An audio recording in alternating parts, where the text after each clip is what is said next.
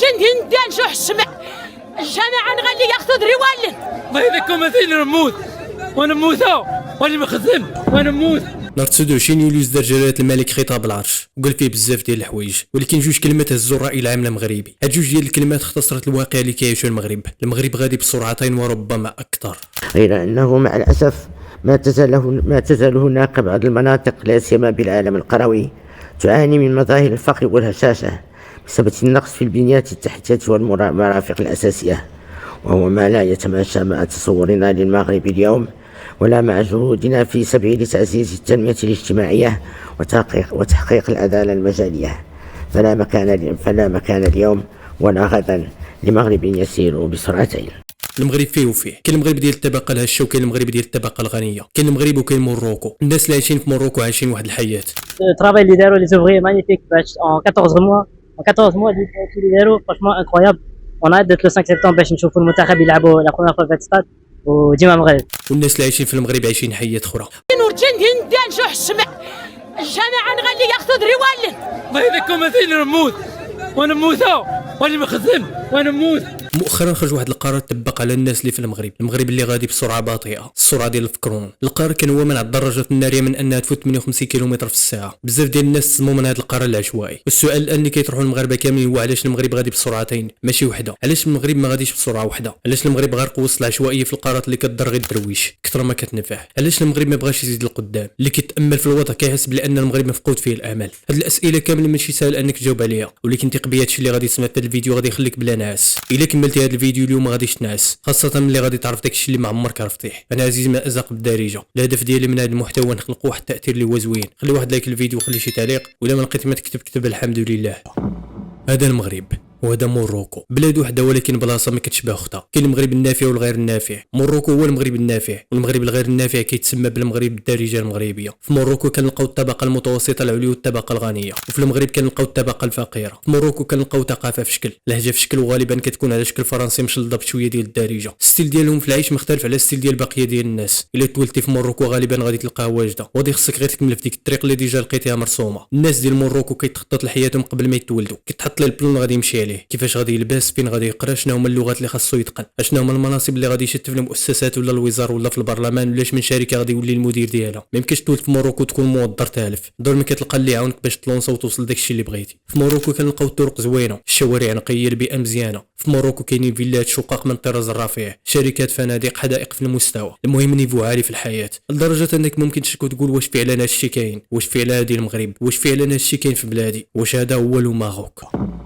اما المغرب فهو مختلف تماما. في المغرب كيكون بنادم كيعاني من اجل لقمه العيش. الاحياء الشعبيه مكتظه بالسكان، الشباب ديالها غارقين وسط البليه، لا خدمه لا قرايه زينه، البطاله شاده في كلشي. في المغرب كتلقى الكريساج ومستوى عالي في الجريمه، كتلقى ظروف العيش الكريم منعدمه، اللي جابوا النهار كيديه الليل. المستوى الفكري كيكون متدني وكتكثر قله الوعي. الاغلبيه كيحلم بالهجره، وفي اقرب فرصه كيلجا للبحر لعله يتعتق من حياه البؤس والفقر المدقع. ان هاد الشباب، السؤال الاول لماذا كيهاجروا؟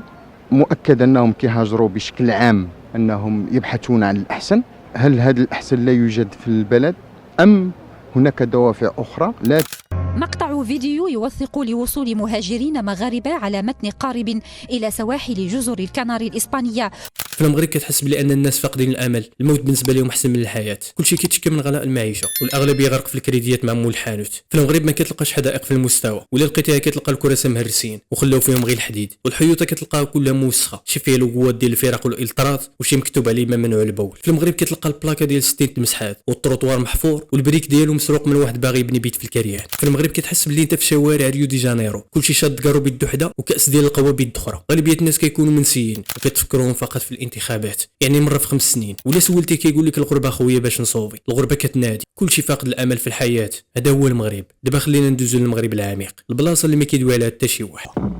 المغرب العميق اللي هو الدرجه الثالثه في سلم الطبقيه الاجتماعيه المغربيه. المغرب العميق هو اسوأ من المغرب. كتلقى الناس وسط الجبال، قرى غابره وسط الجبال ديال الثلوج، الجبال كلها حجر، بنادم ما عنده مدرسه ما عنده مستشفى، الدخل السنوي للفرد متدني، زيمبابوي احسن منه، الانسان كيعيش نهار بنهار، الا طاحت الشتا غادي يطرفه واحد 3 شهور، غادي يطرفه بالماشي وداك الشيء اللي كتنتج، ومن بعد كيرجع للفقر المدقع، ولا ما طاحش الشتا غادي يبقى يعاني طول العام وربما سنوات، حيت اصلا الحكومه كتربط رفاهيه الشعب سقوط الامطار. المغرب العميق كتلقى الطرق منعدمه، اللي كيمرض خاصو يموت، اللي بغات الولد كيهزو على البغال كيلومترات حتى تلوحو من فوق البغل. المدرسه بعيده باش توصل ليها خاصها هليكوبتر. الطفل ما كيوصل حتى يسخب وما كيعرفش واش ينعس باش يرتاح ولا يركز باش يقرا، وبطبيعه الحال الجسم ديالو الناحف من شده الفقر والجوع كيفرض عليه يختار النوم قهرا بلاصه التركيز وسط الصف الدراسي. راه كاين فرق شاسع ما بين يوصلك السائق للمدرسه وتدخلوا الابتسامه في وجه الحارس والاستاذ، وما بين الضربه على رجليك وتوصل سخفان وتدخلوا تولي ترعد وسط القسم بسبب البرد القارس والثلج. السؤال الان هو فين كيتواجد موروكو؟ فين كيتواجد المغرب؟ فين كيتواجد المغرب العميق؟